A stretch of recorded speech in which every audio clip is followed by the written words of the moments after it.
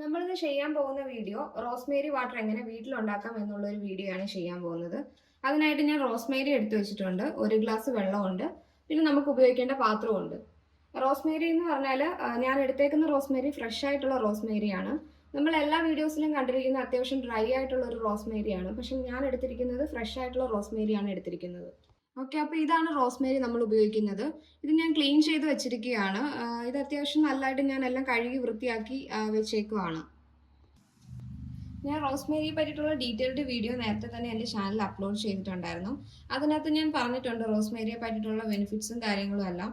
നമുക്ക് എങ്ങനെ ഹെയറിൽ ഇത് അപ്ലൈ ചെയ്യാവുന്നും എങ്ങനെ നമ്മുടെ ഹെയറിന് ഡാമേജ് എല്ലാം കുറയ്ക്കുക എന്നുള്ളതിൻ്റെ എല്ലാ വീഡിയോസും ഞാൻ അപ്ലോഡ് ചെയ്തിട്ടുണ്ടായിരുന്നു. ആദ്യം 1.5 ഗ്ലാസ് വെള്ളമാണ് ഞാൻ ഇതിലോട്ട് ഒഴിക്കുന്നത്. ഇത് തിളച്ചതിന് ശേഷമാണ് റോസ്മേരി നമ്മൾ ഇതിനകത്തോട്ട് ഇട്ട് കൊടുക്കേണ്ടത്.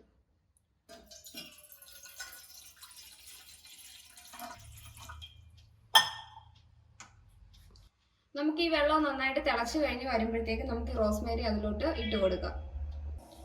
ഇപ്പം നമ്മുടെ വെള്ളം തിളച്ചിട്ടുണ്ട്, അതിലോട്ട് നമുക്ക് റോസ്മേരി ഇട്ട് കൊടുക്കാം.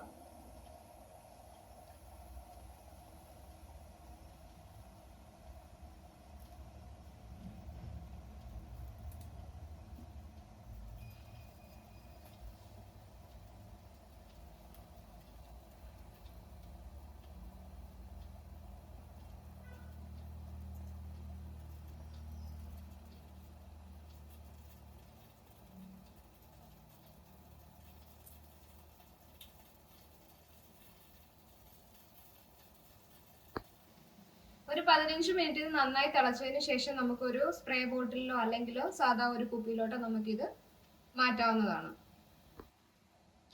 ഇത് കുറഞ്ഞത് ഒരു 6 മാസമെങ്കിലും യൂസ് ചെയ്താലേ നമുക്കൊരു എന്തെങ്കിലും നല്ലൊരു റിസൾട്ട് നമുക്ക് കിട്ടത്തുള്ളൂ.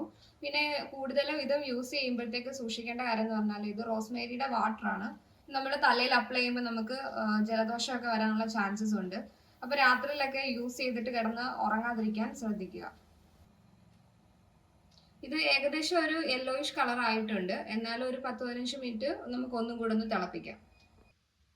അപ്പോൾ നമ്മുടെ ഈ റോസ്മേരി വാട്ടർ നന്നായിട്ട് തിളച്ച് നല്ല വറ്റിയ പരുവായിട്ടുണ്ട്. നമുക്കപ്പോൾ ഇതൊരു ബോട്ടിലോട്ട് മാറ്റാം. അതായത് തണുത്തതിന് ശേഷമാണ് നമ്മൾ മാറ്റുന്നത്. ഇപ്പം നല്ല ചൂടാണ്.